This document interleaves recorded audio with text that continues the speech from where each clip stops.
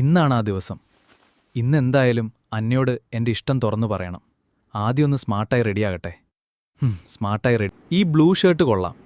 ഇതിട്ട അന്നെ ഒന്ന് ശ്രദ്ധിച്ചേക്കും. അന്നെ ഒന്ന് ശ്രദ്ധിച്ചേക്കും. അല്ലെങ്കിൽ ഈ മഞ്ഞ ഷർട്ട് വേണ്ട.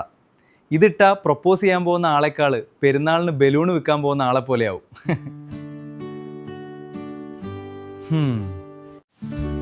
ഇനി അടുത്ത ടാസ്ക്, അവളെ എങ്ങനെ പ്രൊപ്പോസ് ചെയ്യും? അന്ന, നിന്നെ ആദ്യമായി കണ്ട ദിവസം മുതൽ എൻ്റെ മനസ്സ് നിന്റെ പേരാണ് പറയുന്നത്. എനിക്കൊരു അവസരം തരാമോ? ഇല്ല, ഇതെന്തോ സിനിമയിലെ ഹീറോ പറയുന്ന ഡയലോഗ് പോലെയുണ്ട്. എനിക്ക് എൻ്റെ മനസ്സിലുള്ളത് മതി. അന്ന് എൻ്റെ ഹൃദയം കുറച്ച് ദിവസമായി നിന്റെ പേരാ മിടിക്കുന്നത്. അയ്യോ, ഇത് പ്രൊപ്പോസ് ചെയ്യുന്നതിലും ഡോക്ടറെ അടുത്ത് പോയി രോഗം പറയുന്ന പോലെ ആയല്ലോ. എന്തു പറഞ്ഞാലാണ് അവൾക്ക് ഇഷ്ടാവുക? അല്ലാഹുവേ, നാക്ക് പിഴക്കാതെ പറയാൻ മാത്രം സഹായിച്ചാൽ മതി. എന്നെ കല്യാണം കഴിക്കുവോ? എടി നീയോ? നീ എപ്പോഴാ വന്നത്? വാവ് വാവ്, ഇക്കാക്ക് ഓസ്കർ അവാർഡ് തന്നെ കൊടുക്കണം. കണ്ണാടിയുടെ മുന്നിൽ നിന്ന് ഇത്രയും റിയലിസ്റ്റിക് ആയി പ്രൊപ്പോസ് പ്രാക്ടീസ് ചെയ്യും. അത് പിന്നെ പ്ലീസ് ഉമ്മയോടൊന്നും പറയല്ലേ. പറഞ്ഞാൽ നിന്റെ പോക്കറ്റ് മണി കട്ടാക്കും. ഓഹോ, ഭീഷണിയാണോ? പോക്കറ്റ് മണി വേണ്ട, എനിക്ക് നല്ലൊരു ട്രീറ്റ് മതി. എന്നാലും ഇക്ക, നാട്ടിലെ പെൺകുട്ടികളൊക്കെ കല്ല് ഹൃദയം എന്ന് വിളിച്ചിരുന്ന ഇക്ക ഇപ്പൊ കണ്ണാടിയുടെ മുന്നിൽ നിന്ന് പ്രൊപ്പോസ് പ്രാക്ടീസ് ചെയ്യുന്നു. ആരാണ് ആ സുന്ദരിക്കുട്ടി? ആയിഷു, വിട്ടോ വിട്ടോ.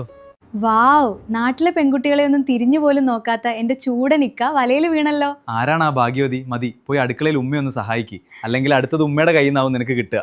അയ്യോ, നേരം വൈകി, വേഗം പോണം. മോനെ, നിനക്ക് ഇഷ്ടപ്പെട്ട പുട്ടും കടലക്കറി ഉണ്ടാക്കി വെച്ചിട്ടുണ്ട്. ഇല്ല ഉമ്മ, ഇപ്പൊ നേരമില്ല. അത് ഉമ്മ കഴിച്ചോളൂ, ഞാൻ വന്നിട്ട് കഴിച്ചോളാം.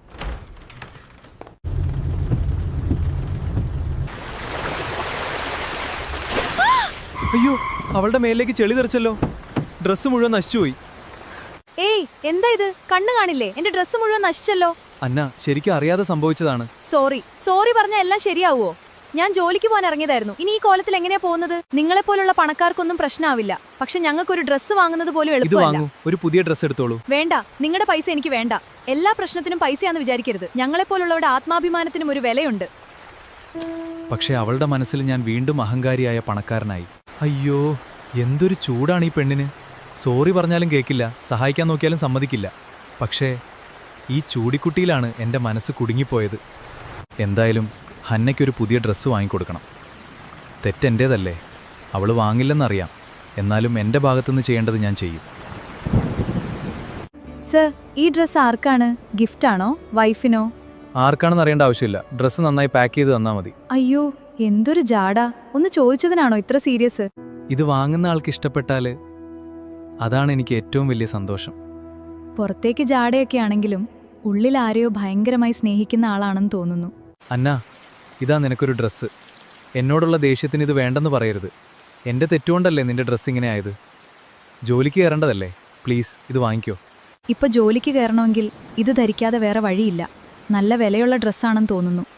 ഈ കോലത്തിൽ വീട്ടിൽ ചെന്നാൽ ഇളയമ്മയോടെല്ലാം പറയേണ്ടി വരും. അതിനേക്കാൾ നല്ലത് ഇതിട്ടു പോകുന്നതാണ്.